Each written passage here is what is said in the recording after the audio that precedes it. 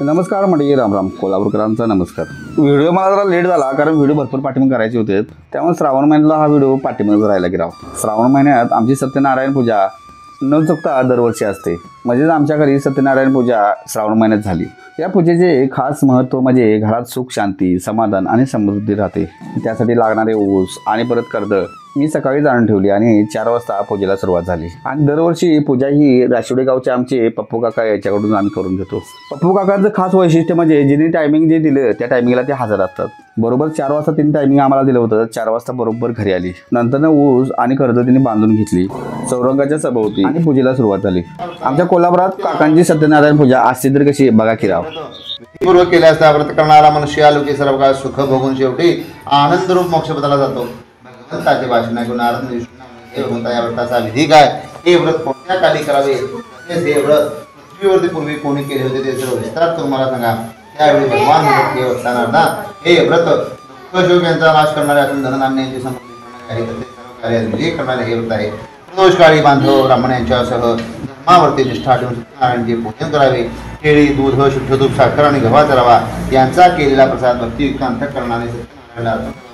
गव्हाचा रवा न मिळेल तर तांदळाचा रवा घ्यावा, साखर न मिळेल तर गूळ घ्यावा आणि या सर्व वस्तू सवया प्रमाणाने एकत्र करून त्यांचा प्रसाद भक्तियुक्त अंतःकरणाने सत्यनारायणाला अर्पण करावा।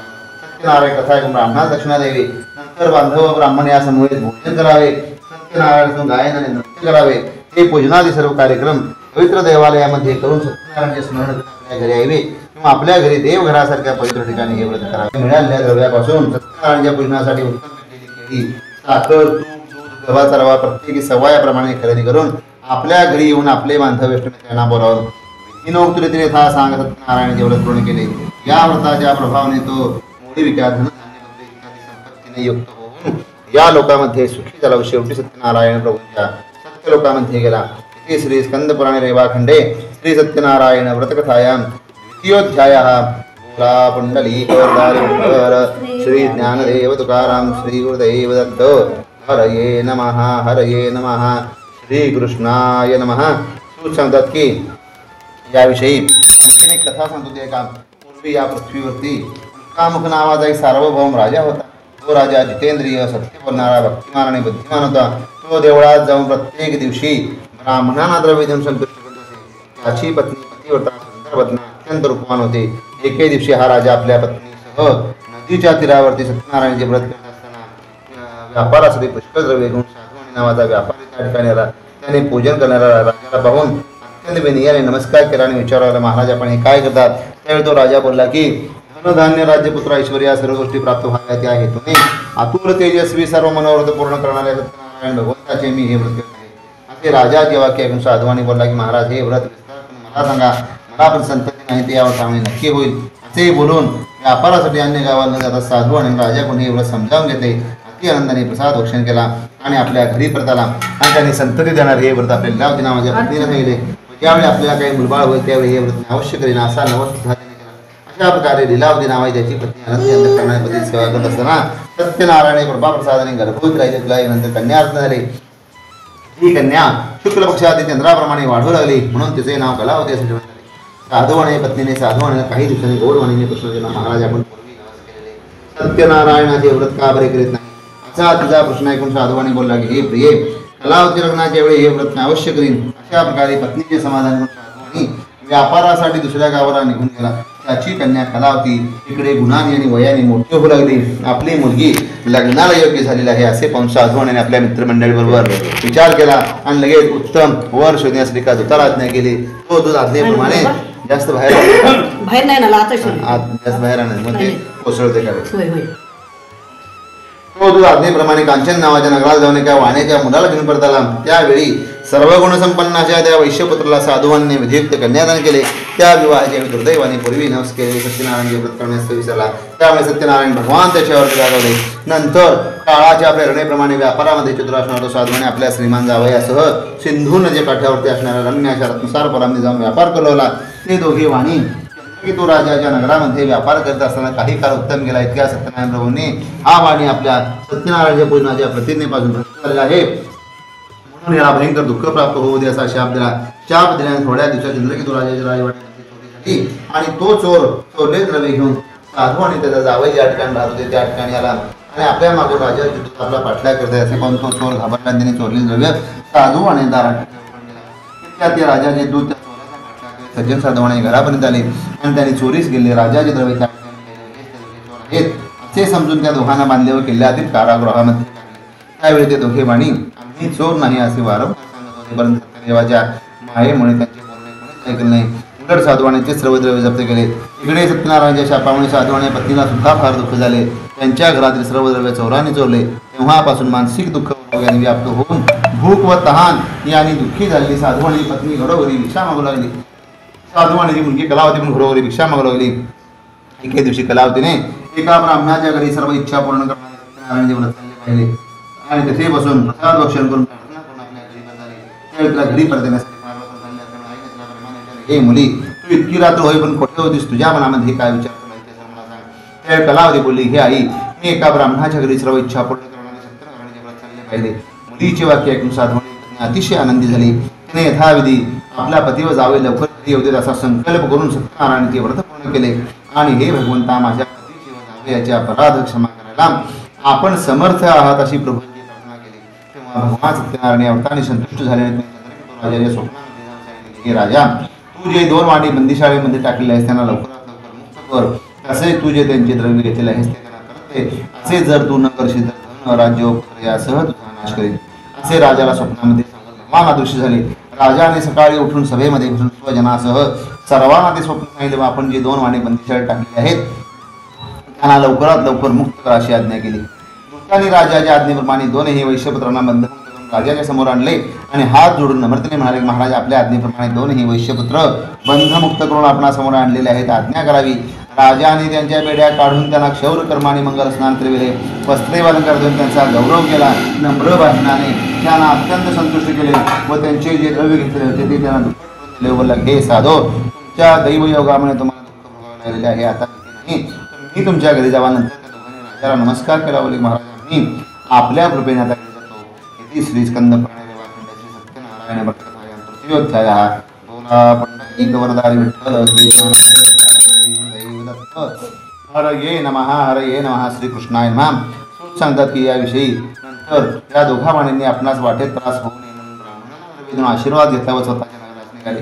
ते काही थोडे दूर गेल्यावर संन्यास वेश धारण करणाऱ्या भगवंताने साधवानीची परीक्षा करण्यासाठी, हे साधो, तुझ्या नौकेमध्ये काय आहे ते सांग असा कृष्ण विचारला. धनाने उन्मत्त झालेले ते 2 वाणी त्याची निंदा करून हसू लागले. बोलले, संन्यासी बाबा, आमचे द्रव्य देण्याची तुमची इच्छा आहे का? आमची नौका वेदेपाणी आणि भरलेली आहे. असे साधवण्याचे उन्मत्तपणाचे वाचन ऐकून संन्यास वेश धारण करणाऱ्या भगवंतांनी साधवण्याला तुझे बोलणे खरे होऊ दे असा म्हणून शाप दिला आणि ते 2 थोड्याच अंतरावर असा समुद्राच्या काठावर जाऊन बसले. संन्यासी दूर गेल्यावर साधवाने आपले नित्यकर्म केले. नौकेत जाऊन पाहू लागला. हलकेपणामुळे नौका वर आलेली पाहून साधवाने आश्चर्यचकित झाला. नौकेत वेदीव पाणी भरलेले पाहून साधवाने निश्चित होऊन जमिनीवर पडल्यावर थोड्या वेळाने जावध होऊन चिंता करू लागला. त्यावेळी त्याचा जावई बोलला की, महाराज, आपण शोक का करता? त्या संन्यासीने आपल्याला जो शाप दिलेला आहे त्यामुळे हा सर्व प्रकार घडलेला आहे. तो संन्यासी पाहिजे ते करायला समर्थ आहे म्हणून आपण जाऊया, म्हणजे आपले सर्व मनोरथ पूर्ण होतील. असे जावई याचे भाषण ऐकून साधवाने त्या संन्यासाजवळ गेला. त्याला पाहून भक्तीने नमस्कार करून बोलला, महाराज, मी आपल्याला खोटे बोलत आहे, आपला भक्ती मला क्षमा करा. मी आपल्याला भक्ती होणार नाही, माझी पूर्वीचे द्रव्य मला म्हणावे. असे साधवाने जे भक्तिभावयुक्त वाक्य ऐकून संन्यास वेश धारण करणाऱ्या भगवंताने साधवाने इच्छित वर दिला दर्शन झाले. नंतर साधवाने नौकेत जाऊन पाहिजे तर पूर्वीप्रमाणे नौका द्रव्याने भरलेली आहे असे त्याला दिसले. सत्यनारायणच्या कृपेने मला हे सर्व मिळाले असे म्हणून सर्वांना बोलावून त्याने यथाविधी सत्यनारायणाचे व्रत पूर्ण केले. या आणि प्रयत्नाने नौका नदीमध्ये आपल्या नगराकडे निघाला व आपल्या नगराच्या जवळ गेल्यावर त्याने आपल्या द्रव्याचे रक्षण करणारा एक दूत घरी पाठविला. तो दूत आज्ञेप्रमाणे साधवाने घरी जाऊन त्याच्या पत्नीला पाहून नमस्कार करून बोलला की, महाराज, साधवाने आपल्या जावेला सोबत घेऊन पुष्कळ द्रव्यासह नगराच्या जवळ आलेले आहे. ते दूताचे वाक्य ऐकून साधवानी पत्नी अतिशय आनंदी झाली. तिने आपल्या मुलीला सत्यनारायणाचे व्रत करण्यास सांगितले व आपण दर्शनासाठी निघून गेली. मुलीने आईचे वाक्य ऐकून सत्यनारायणाचे व्रत पूर्ण केले, परंतु पतीच्या दर्शनासाठी उत्सुक झाली. त्यामुळे रागावलेल्या भगवंतांनी त्यावेळी त्या ठिकाणी आलेल्या कलावतीला तिचा पती दिसला नाही. त्यामुळे अत्यंत शोकाने विरोध होऊन रडत पडली. इतक्या पती नाहीसे झालेल्या कलावतीने निश्चय केला. धार्मिक व सज्जन असा तो साधवाने पत्नी सह मुलीचे अशा प्रकारचे चरित्र पाहून अतिशय शोकाने संतप्त झाला. सत्यनारायणाने माझी नौका नाहीच केली असेल, कारण त्याच्या मायेने मी मुक्त झालेला आहे. नंतर सर्वांना बोलावून सांगितले की, माझे मनोरथ पूर्ण झाले असे सत्यनारायणाचे सांग पूजन करीन आणि सत्यनारायणला पुन्हा पुन्हा नमस्कार करते. ही तुझी कन्या प्रसाद दृश्य झाला. ही तुझी कन्या जर घरी जाऊन आदर येईल तिचा पती तिला परत प्राप्त होईल या संशय नाही. तिने आकाश होणे ऐकले, तिने घरी जाऊन आदराने प्रसाद देऊन पाहिले तर तिचा पती स्वजनासह दृष्टीला पडला. नंतर आपल्या पित्याला बोलली की आता लवकर उशीर का करता. मुलीची अशा प्रकारचे वाक्यानुसार धोरणे अतिशय आनंदी झाला. त्याने यथाविधी सत्यनारायण केले आणि त्यावेळेपासून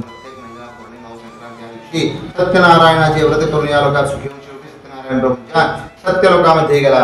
इति श्री स्कंद पुराणे रेवाखंडे सत्यनारायण व्रतायाम चतुर्थोऽध्यायः.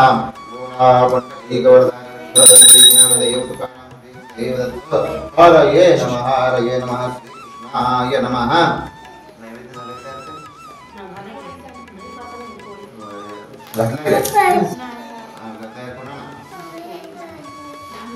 तू सांगतात की याविषयी आणखीन एक कथा सांगतो. त्या एका पूर्वी या पृथ्वीवरती अंगध्वज नावाचा एक राजा जे पालन करण्याविषयी अतिशय तत्पर होता.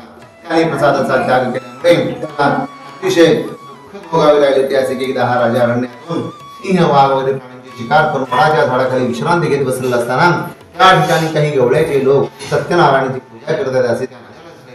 परंतु राजा हे सर्व पाहून त्या ठिकाणी गेला नाही आणि त्याने सत्यनारायण भगवंताला नमस्कार सुद्धा केला नाही. तरी सुद्धा त्या गवळ्याच्या लोकांनी पूजा झाल्यावर सत्यनारायणाचा प्रसाद राजाच्या समोर आणला आणि सर्व गोपबांधवांनी प्रसाद भक्षण केला व आनंदी झाले. राजा मात्र प्रसाद न घेतल्याने अतिशय दुःखी झाला. त्या राजाचे 100 मुलगे धनधान्य आदी सर्व संपत्ती नाश पावली. हे सर्व सत्यनारायणाच्या अवकृपेने झाले असेल असे त्या राजाला वाटले. ज्या ठिकाणी त्या गोपबांधवांनी सत्यनारायणाचे व्रत केले त्या ठिकाणी अरण्यामध्ये सत्यनारायणाचे व्रत पूर्ण केले. या व्रताच्या प्रभावाने त्या राजाची गेलेली सर्व संपत्ती धनधान्य राज्यपुत्र ऐश्वर्य परत मिळाले. हा सर्व लाभ सत्यनारायणाच्या पूजनामुळे झाला म्हणून सर्वांनी सत्यनारायणाचे पूजन अवश्य करावे. जो कोणी अति दुर्लभ असे सत्यनारायणाचे व्रत करतो व फळ देणारी अशी ही कथा भक्तिभावाने ऐकतो त्याची सर्व पापे श्री सत्यनारायणाची कृपेने नाहीच होतात. जो त्याला द्रव्य मिळते, जो बंधनात पडलेला असतो तो बंधनातून मुक्त होतो, जो भीतीत झालेला असेल तो सत्यनारायणाच्या पूजनामुळे भीतीपासून मुक्त होतो. इच्छित संपूर्ण ऐश्वर्य या लोकी बघून अंती सत्यनारायणाच्या नगरात जातो. या देवाला कोणी काल म्हणतात, कोणी ईश म्हणतात, कोणी सत्यदेव तर कोणी सत्यनारायण असे म्हणतात. नाना रूपे धारण करून भक्तांच्या इच्छा पूर्ण करणारा असा हा भगवान कलियुगामध्ये सत्यनारायण व्रतरूपी होईल. मुनिश्रेष्ठ हो, ही कथा श्रवण करील त्याची सर्व पापे श्री सत्यनारायणाच्या कृपेने नाहीस होतात. श्री स्कंद पुराणे रेवाखंड श्री सत्यनारायण कथायां पंचमोध्यायां श्री गुरुदेव दत्त हरे नमः हरे नमः. श्री कृष्णाय नमः. नैवेद्यार्थे प्रस्तावितो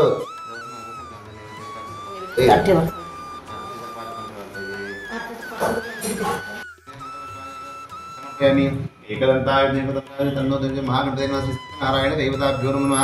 भूता पंडरीक वरदारी विठ्ठल श्री ज्ञानदेव तुकाराम. जरासं येईल काय जरासं